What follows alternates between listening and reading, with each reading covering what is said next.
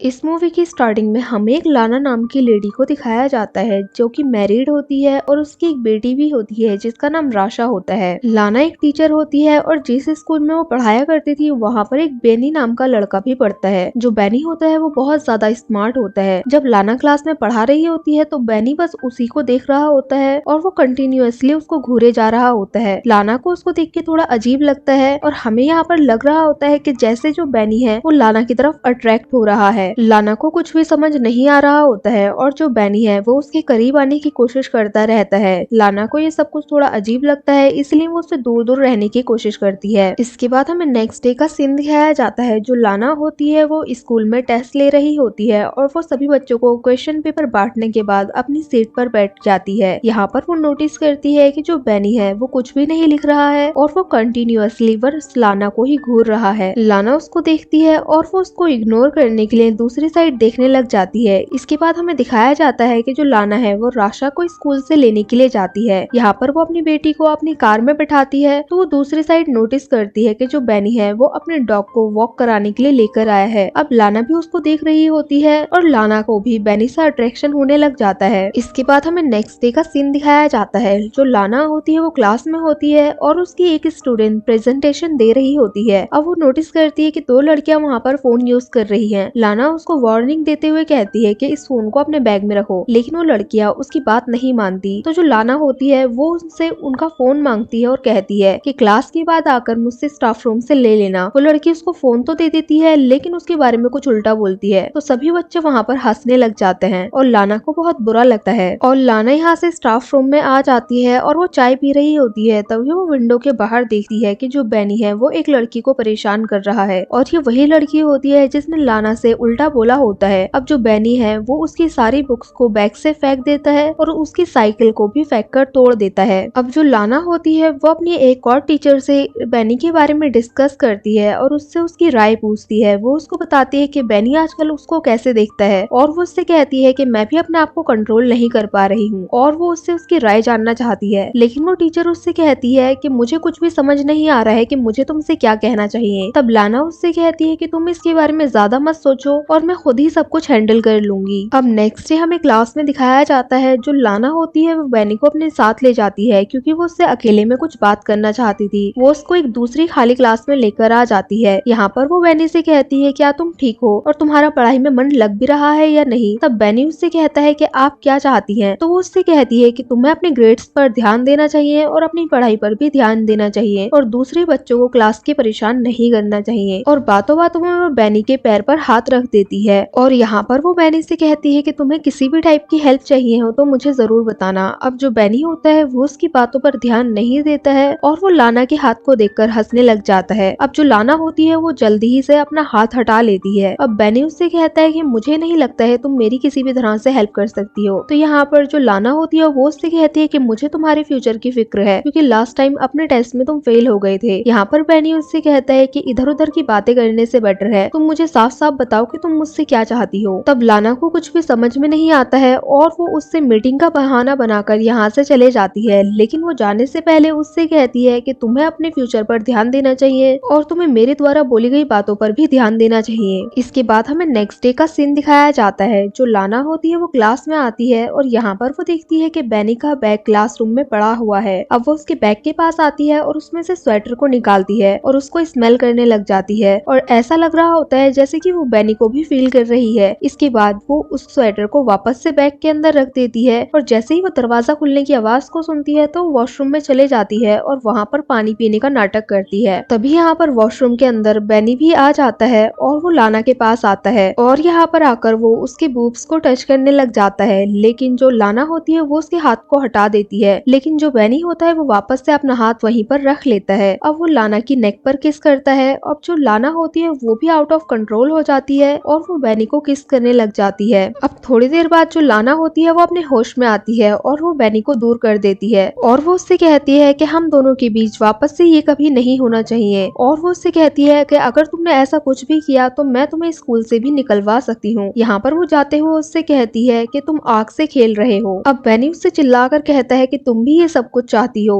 लेकिन यहाँ पर जो लाना होती है वो उसको बताती है कि वो अपने किसी भी स्टूडेंट से प्यार नहीं कर सकती है और इसके बाद वो यहाँ से चले जाते जाती है। इसके बाद हमें नेक्स्ट डे स्कूल में दिखाया जाता है, जो बेनी होता है वो लाना से कहता है कि वो उससे स्कूल के बाद कहीं पर मिलना चाहता है, लेकिन लाना उससे मना कर देती है। इसके बाद ये दोनों बात करते करते एक सुनसान जगह पर पहुंच जाते हैं। यहाँ पर लाना उससे कहती है कि हमारे बीच जो कुछ भी हुआ मैं उसके लिए शर्मिंदा हूँ, और वो उससे कहती है कि आगे से ऐसा कुछ भी नहीं होगा, और वो कहती है कि तुम मेरा ख्याल अपने मन से निकाल दो। और ऐसा बोलने के बाद वो यहाँ से चले जाती है। अब स्कूल के बाद हमें दिखाया जाता है कि लाना जब अपनी कार के पास आती है तो वो देखी है कि उसकी कार का एक साइड मिरर टूटा हुआ है और उसकी कार पे भी कुछ स्क्रैच लगे हुए हैं। अब जो लाना होती है वो अपनी कार में बैठकर अपनी बेटी को स्कूल से लेने के लिए चले जाती है। और इसके बाद हमें लाना के घर का सीन दिखाया जाता है। वो अपने पेड़ पौधों को लगा रही होती है, तभी उसका हस्बैंड यहाँ पर आकर उससे कहता है कि तुम्हारी कार पर वो स्क्रैच कैसे आए और लाइट कैसे टूटी। तब वो उसको बताती है कि वो रोड साइड में एक खंबे से टकरा गई थी। तब उसका हस्बैंड उससे कहता है कि ऐसा नहीं होता है अगर तुम खंबे से टकराती तो लाना उससे कहती है कि कभी कभी ऐसा हो जाता है, और उसका हस्बैंड यहाँ से फिर चले जाता है। अब हमें नेक्स्ट डे स्कूल का सीन दिखाया जाता है। जो लाना होती है वो सभी बच्चों को इंटर्नशिप के फॉर्म बांट रही होती है, और यहाँ पर सभी बच्चे जब फॉर्म भर रहे होते हैं तब बेनी मैम से पूछता है कि मैंने कल आपको हेड के पास जाते हुए देखा था, तो क्या आप स्कूल बदलना चाहती हैं? तो लाना उसको कहती है कि ऐसा कुछ भी नहीं है, और वो उससे कहती है कि अगर वो ज्यादा बात करेगा तो वो उसकी कंप्लेन हेड से करेगी। तब यहाँ पर बेनी उसकी तरफ अजीब से इशारे करते हुए उसको बहुत ही गंदी बातें बोलता है। अब जो लाना होती है वो गुस्से में बेनी का बैग उठाकर क्लासरूम के बाहर फेंक देती है, और वो उससे कहती है कि या तो तुम क्लासरूम के बाहर चले जाओ या मैं खुद ही चले जाऊंगी। और वो ऐसा बोल ही रही होती है कि तभी कुछ बच्चे पीछे से डस्टर उठाकर उसकी तरफ फेंकते हैं, और वो लाना को लगते लगते बच जाता है। अब लाना बहुत ज्यादा गुस्से में आ जाती है और वो क्लासरूम छोड़कर बाहर चले जाती है। अब सभी जो बच्चे होते हैं वो चीयर कर रहे होते हैं। अब हमें यहाँ पर लाना के घर का सीन दिखाया जाता है। जब वो अपनी बेटी राशा को पढ़ा रही होती है तभी उसके फोन बज रहा होता है। अब जब वो फोन जाकर उठाती है तब दूसरी साइड से कोई भी नहीं बोलता। अब वो समझ जाती है कि वो शायद बेनी है। अब जब नेक्स्ट डे वो स्कूल में आती है तो वो बेनी को पहले ही क्लास में बैठा हुआ देखकर डर जाती है, और वो एक टीचर के पास जाकर उनको इन्फॉर्म करती है कि वो बीमार है, इसीलिए वो घर वापस जा रही है। अब घर आने के बाद जब वो रात को खाना बना रही होती है तब उसका हस्बैंड उससे पूछता है कि आज तुम्हारा दिन कैसा रहा। तब वो उससे झूठ बोलती है कि आज वो पूरे दिन अपने स्कूल में बस बच्चों को पढ़ा ही रही थी। अब हमें नेक्स्ट डे का सीन दिखाया जाता है। जो लाना होती है वो अपनी बेटी को स्कूल छोड़ने के बाद एक जगह पर आकर बैठ जाती है, और वो यहाँ पर बैठकर एप्पल खा रही होती है और बहुत ज्यादा परेशान होती है और रो भी रही होती है, और वो यहाँ पर सोच रही होती है कि आखिर वो बेनी से पीछा कैसे छुड़ा सकती है। इसके बाद हमें दिखाया जाता है जो लाना होती है वो एक म्यूजियम में आती है, और यहाँ पर आकर वो चीजों को देख रही होती है। तभी वो यहाँ पर बेनी को भी नोटिस करती है, और वो बेनी को देखकर डर जाती है और यहाँ से जल्दी से भागने की कोशिश करती है। अब जब वो लिफ्ट में आती है तो बेनी भी उसके पीछे पीछे वहाँ पर आ जाता है। अब लिफ्ट में आने के बाद वो यहाँ पर वापस से लाना के बुक्स को टच करता है। अब वो उससे कहता है कि वो उसको मिस कर रहा था। जो लाना होती है वो उसको किस करने की कोशिश करती है, लेकिन बेनी उसको किस करने नहीं देता, और वो अपने हाथों को उसकी बॉडी पर फिराने लग जाता है। अब रात में हमें दिखाया जाता है कि जो लाना होती है वो सपने में देखती है कि उसकी फैमिली उससे दूर हो गई है, और वो डर कर उठ जाती है। अब नेक्स्ट डे हमें दिखाया जाता है जो लाना होती है वो प्रिंसिपल के रूम में जाती है और वहाँ से पेपर्स को चुरा लेती है, और वो पेपर्स लाकर बेनी के कोट में रख देती है। इसके बाद हमें नेक्स्ट डे का सीन दिखाया जाता है। जो लाना होती है वो दूसरे टीचर के साथ कैंटीन में बैठी होती है, तभी वो नोटिस करती है कि सिक्योरिटी गार्ड्स बेनी को अपने साथ लेकर जा रहे हैं, और वो सोचती है कि उसका प्लान कामयाब हो गया। अब नेक्स्ट डे स्कूल में हमें दिखाया जाता है जो बेनी होता है वो नहीं आता, और जो लाना होती है अब वो उसको मिस करने लग जाती है। इसके बाद हमें दिखाया जाता है जो लाना होती है वो अपनी बेटी राशा को लेकर एक बुक स्टोर में जाती है, क्योंकि यहाँ पर उसकी बेटी को अपने फ्रेंड को एक बुक गिफ्ट करनी होती है। अभी लोग बुक देख रहे होते हैं, तभी जो राशा होती है वो एक खिलौना खरीदने की जिद करती है, लेकिन लाना उसको नहीं दिलाती है। तब वो देखती है कि जो राशा है वो सडनली यहाँ से गायब हो गई है, और वो उसको बहुत देर तक ढूंढती है, लेकिन जब उसको उसकी बेटी नहीं मिलती तो वो सिक्योरिटी रूम में जाती है, और यहाँ पर आने के बाद वो उनको फुटेज दिखाने के लिए बोलती है। अब जब ये लोग सीसीटीवी फुटेज देख रहे होते हैं तब ये लोग देखते हैं कि बेनी उनका पीछा कर रहा था, और वो देखते हैं कि जैसे ही राशा बाहर गई तो बेनी भी उसके पीछे पीछे बाहर चले गया। अब इतने में ही यहाँ पर लाना को उसके हस्बैंड का कॉल आता है, और वो उसको बताता है कि जो उसकी बेटी राशा है वो उसके पास है। अब यहाँ पर जो लाना होती है वो सिक्योरिटी गार्ड से सॉरी बोलती है और उनको थैंक यू बोलकर यहाँ से चली जाती है। इसके बाद हमें रात में लाना के घर का सीन दिखाया जाता है। उसके घर के बाहर से अजीब सी आवाजें आ रही होती हैं, तो लाना बाहर जाकर जोर से चिल्लाती है और वो आवाजें आना बंद हो जाती हैं। अब जो लाना होती होती है वो यहाँ पर बैठ जाती है और वो यहाँ पर इमेजिन करने लग जाती है कि जैसे बेनी यहाँ पर उसके साथ है, और वो उन सबको इमेजिन करते करते ही बेनी के साथ इंटीमेट होती है और उनके बीच सब कुछ हो जाता है। अब जो लाना रियलिटी में नहीं कर पाई वो सपने में उसके साथ सब कुछ कर लेती है और वो यहाँ पर पूरी रात गुजार देती है। अब नेक्स्ट डे जो लाना का हस्बैंड होता है वो यहाँ पर लाना के पास आता है और लाना अपने हस्बैंड को हक करती है। इसके बाद हमें दिखाया जाता है जो लाना होती है वो बेनी के घर के बाहर जाकर अपनी कार को पार्क करती है और उसके बाहर आने का वेट करने लग जाती है। जो बेनी होता है वो अपने स्कूटर पर बैठकर यहाँ से कहीं जाने लग जाता है, तभी लाना उसका पीछा करने लग जाती है। जब बेनी किसी सुनसान रास्ते पर पहुंच जाता है तो लाना अपनी कार की स्पीड को बढ़ाती है और बेनी का एक्सीडेंट कर देती है और वो थोड़ा आगे जाने के बाद पीछे मुड़कर देखती है। अब यहाँ पर हमें पता चलता है कि जो लाना है वो बेनी से पीछा छुड़ाने के लिए कुछ भी कर सकती है, इसीलिए उसने उसका एक्सीडेंट भी कर दिया था। और इसी के साथ ये मूवी यहीं पर एंड हो जाती है। सो गाइस, अगर आपको ये मूवी अच्छी लगी है तो लाइक करें, शेयर करें और कमेंट करें और जल्दी से इस चैनल को सब्सक्राइब कर लें ऐसी ही वीडियोस को देखने के लिए। Thank you for watching.